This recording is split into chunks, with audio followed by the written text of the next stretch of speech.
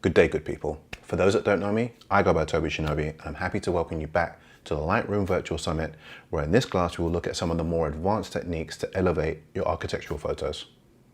By the way, all of these techniques I've used to edit the work in my new book, Equilibrium, which you can see at the link attached.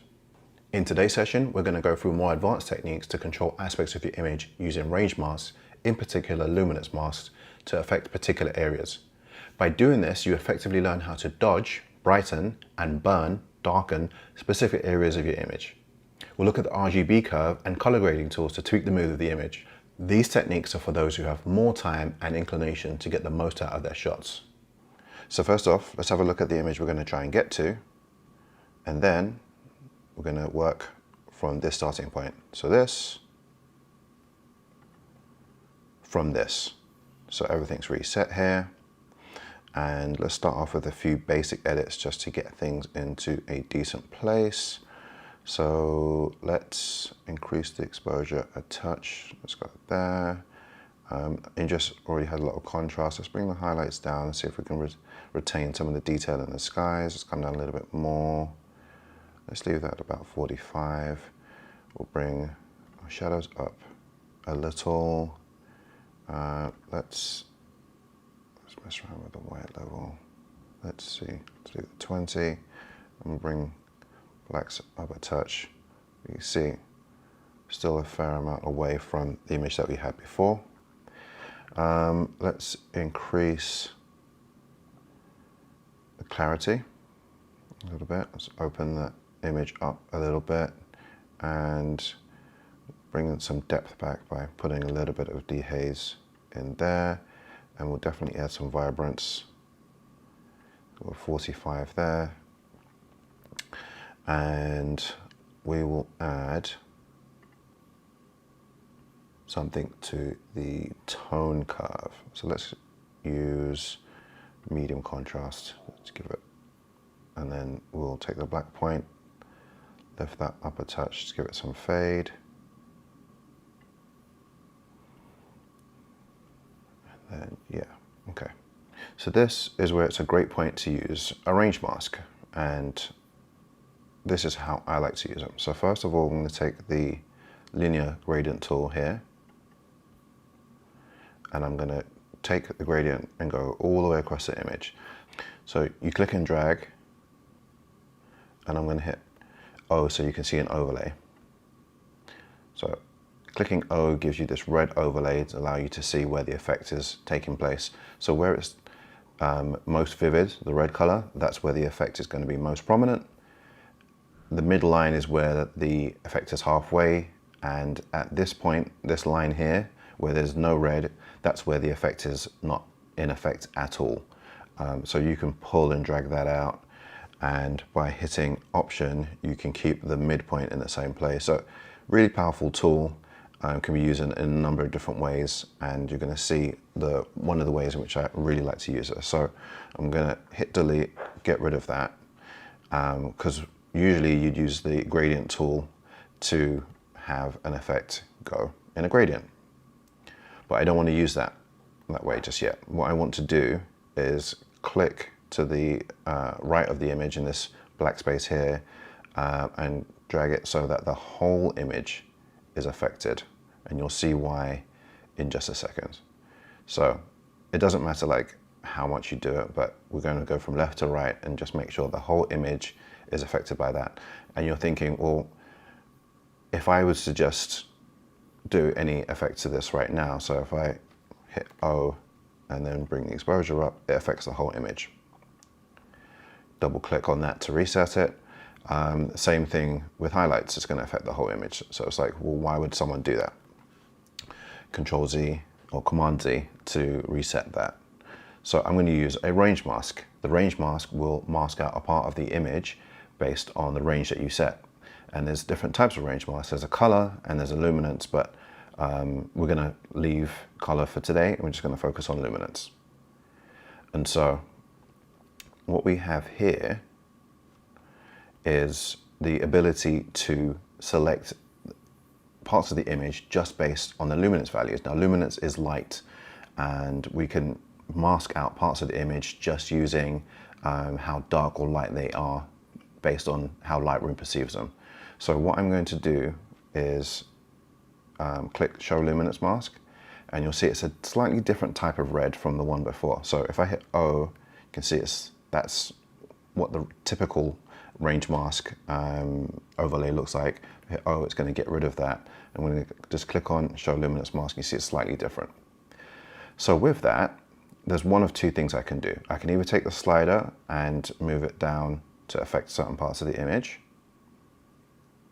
So going to the left, just affecting the darker areas. This is the whole image, and taking it to the right, this is affecting the lighter image, and you can kind of see how we can use this to our advantage. We can also take the eyedropper tool and pick the area. So I know this area here is quite dark, as you can see from this part of the image here. I can click that, and Lightroom will very cleverly tell me exactly the area that's being affected. Now, one thing you can do to make this even more specific is change the smoothness of this value.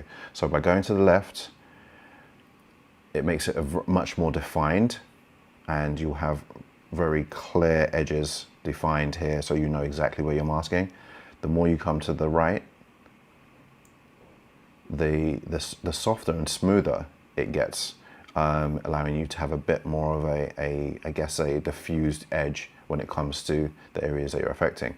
So with this, I know now that all the areas in red are going to be affected by whatever I choose to do in this effect area here. So that can be quite powerful, and it's one of my favorite things to use. And we're going to use this to dodge and burn the image. Dodge meaning to darken the image, and dodge meaning to brighten the image, and burn meaning to darken the image. So we're going to use that now to we're going to use that now to get more contrast out of our image. And again, there are various ways to bring contrast out of the image. As you can see, you can use a tone curve, you can use the sliders, but this is one way I like to do it, because you can really have very fine control and see exactly which areas you're affecting. So let's do that now. So I'm going to click on the Show Luminance Mask, get rid of that. So we can darken those areas, or we can bring them up a touch.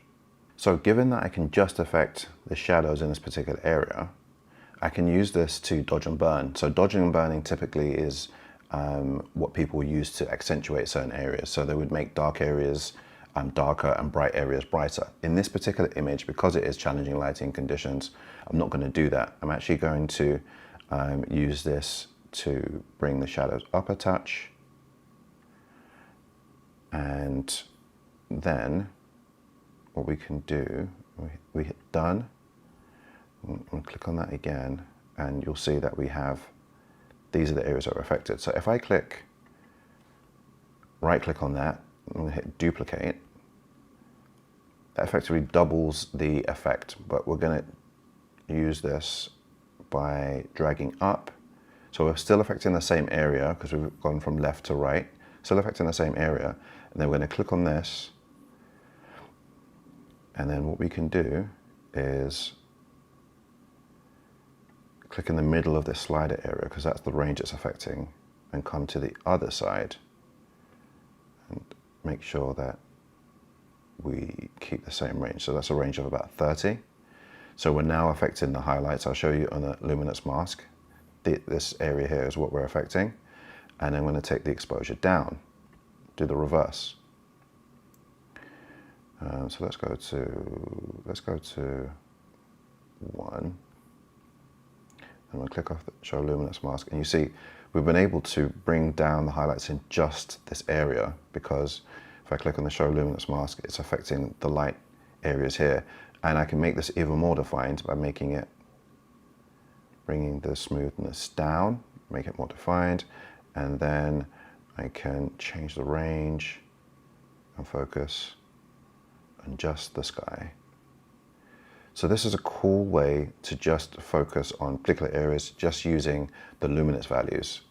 So you can see this is the area here specifically which is being defined, and if I come to the left on the smoothness, I can get even more defined and see I'm really in this with a smoothness range of 3 and really affecting the sky and some of the area which the sky would be affecting. So I'll click off show luminance mask, and you'll see I've been able to bring back the sky.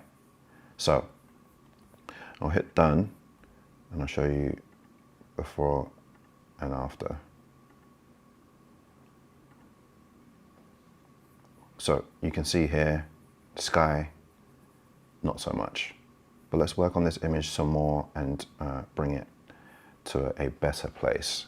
So this area here, I'm not crazy about it. I think we can do more. So let's go back to our mask here.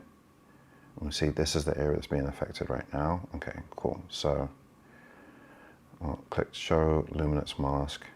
I'm going to increase the smoothness to capture more of that area. The cool thing about it is that I know exactly which is being affected. I know the sky is not going to be affected by this. I'm going to unclick show luminance mask.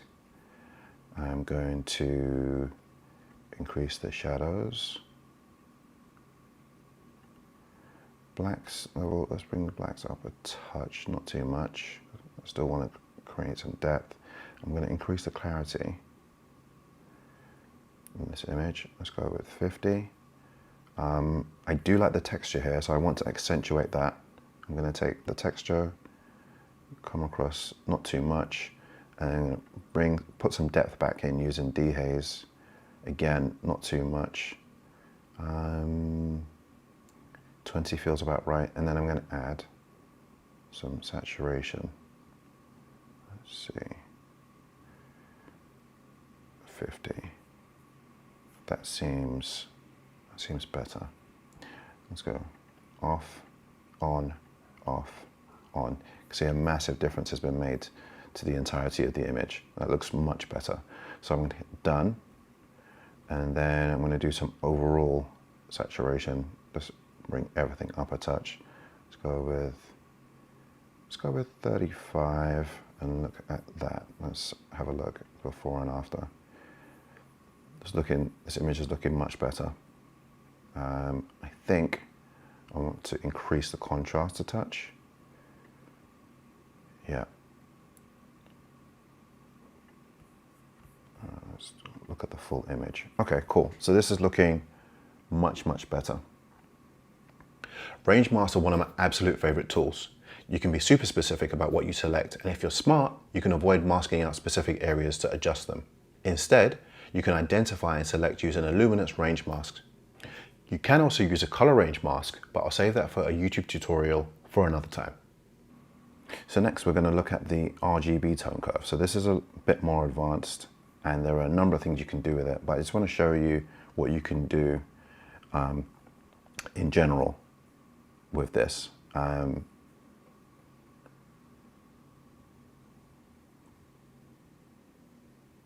This works very similar to the point tone curve. In fact, it's identical except that it has color values. So again, we can add points on the curve by clicking with Option beforehand, and we can just kind of mark that out. And we're going to split this one here, split this one here, and watch what happens when I just do slight adjustments.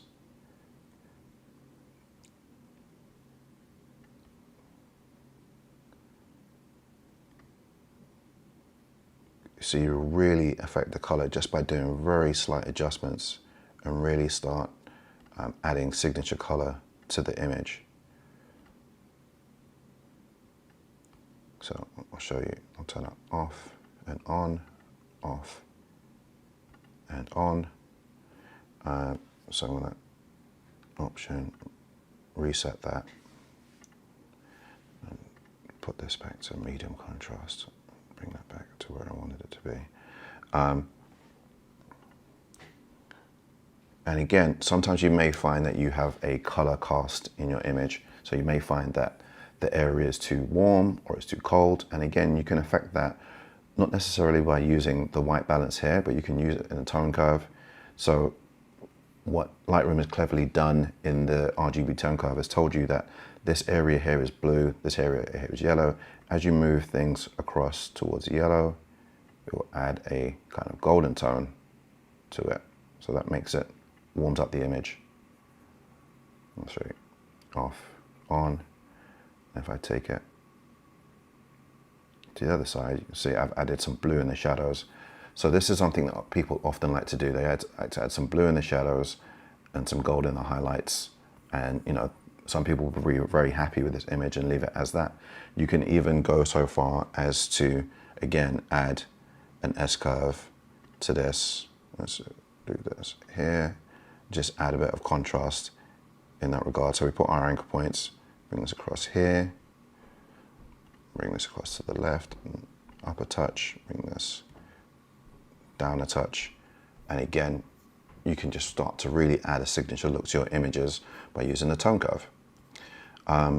It's, again, like I say, a very powerful tool. You can do the same with the green. You can see already just going to 10, it has a massive effect. And so I would advise you to use this with caution, but just remember that, you know, you do have the option to use it. Don't be intimidated by it. Again, I can put some pink into the shadows. If you found that you have challenging lighting conditions, the tone curve is where I'd suggest you kind of start to kind of bring things back and correct them. Tone curve is super powerful. Make sure you play around with it. Do not be intimidated by it. The RGB tone curve, or red, green and blue tone curve, is very powerful and can give you some great results. Play around with it, don't overdo it, but don't be intimidated by it either. Use it to create a signature look that makes your images stand out from the crowd. Let's look at before and after. See, massive difference between the two. This looks uncooked, this looks ready to go. But can we add a little bit more garnish to this? Can we add a little bit more spice to just take it to another level? Yeah, let's look at something else. Let's look at another tool. Let's look at the color grading tool, which is a new tool added by Lightroom in the last year. It replaces split toning, and it is very good for, again, just achieving a very unique look. And you know, if you play around with it, you can have some really interesting effects. So one thing that I like to do with images is, depending on the character of the image, is I'll add some blue in the shadows and some gold in the highlights. So we can start here by going to shadows. You can either view this in global view, or you can click up here and it will give you just the shadows to work with. And some people find this a lot easier to work with. So let's start off here and we'll add 220, which you can see gives you the blue value here. And then we can add saturation of 10. Again, I don't like to overdo it because images can start to look a bit over-processed, but you have the option to, you know, like I say, play around and find out what works for you. And then we can take our luminous levels and bring up the shadows. So if we add 30, you can start to see the shadows come up a little bit, giving it a little bit of a faded kind of look. It's kind of cool. Gives it a bit of a filmic, cinematic look. And then we can go to the midtones. And the cool thing, one of the things I actually like to use about the new color grading tool, which is an addition over the split toning tool, is that you now have midtones. And you don't actually have to add any colors to any of the shadows, midtones or highlights. You can just increase the luminance value here. So you can see as I go to the right, it kind of opens up the middle of the image. So let's leave that blank in terms of a hue or saturation and just increase the midtones by 25. And then let's go to the highlights and just add some gold. So let's go, let's say 30. It gives it kind of almost an amber color. And we'll add a saturation of 10, not to overdo it. And then let's see, we'll come down on the luminous. We'll bring that into 25, and we can even come up a little bit. So I'm clicking and dragging on here, bringing saturation to 20, and then let's just have a look at the differences it's made. So it just gives it a little bit more of a kind of, you know, film vibe, and just, again, it really allows you to find your own signature look and just stand out from the crowd and establish yourself as an artist. You do have the option to change the blending, and the blending basically means how much the highlights, midtones and shadows really kind of blend into one another. The less blending you have, the less they blend, as you can imagine. It's very straightforward. And then as you come across, the more that the colors will bleed into one another. Again, play around with it, see what works for you. I tend to leave mine kind of 50. It doesn't need to change. And balance changes the point at which the colors kind of interact with one another. So again, have a play around with them and see what works best for you. So just to show you again, see the before and after. You can see we've changed the image quite a bit from this kind of flat image to this. Much like the tone curve, the color grading tool is very powerful. It's one of those tools that you need to play around with to really grasp just how flexible it can be. Adjust this to your taste and use it to create something completely unique. It can be used in conjunction with the RGB tone curve, the HSL sliders, or on its own. Experimentation is key, so don't be afraid to try a variety of combinations. The takeaway with all these tools is to know when to use them and when not to use them. The more tools you have at your disposal, the more free you are to unleash your creativity. Let's do a few more tweaks. I'm just going to go back to the slider, and I think I'll add a touch more dehaze just to give it a little bit more drama. And I think this image may benefit from a touch of vignette. So let's look at this now. Let's go down to post-crop vignetting. And we'll bring that down there. Just to give it a sense of depth. The edges just seem a bit more dark. As you'd imagine, the light source being here, everything else would be darker as it kind of came down. But we want to change the feather and make it more feathered, just to make it not too heavy-handed. We can move the midpoint. Let's see. That seems about right to me. And then I've clicked on highlight priority, which is the default, and it just means that areas like here where there is a highlight will be given priority, and the vignette won't heavily affect it as much. And that's it. That covers the entire image. And I'll show you the before and after. And you see we've gone from something looking quite flat and boring to having something that just has a lot more character. I'll do a half and half so you can kind of see it again. See there's some elements of distortion there which have been fixed in this one. But ultimately, we have an image which just has a lot more to it. So there you have the final image full screen for you. One more time, before and after. And that's it. You just learned some advanced tips and tricks on how to elevate your architectural photos using a range mask, the RGB tone curve, and color grading tools. For more inspiration, feel free to check me out on Instagram, where I respond to each direct message, my YouTube channel for more tutorials, and be sure to check out my new book, Equilibrium, which is available for pre-order now. Until next time, take it easy.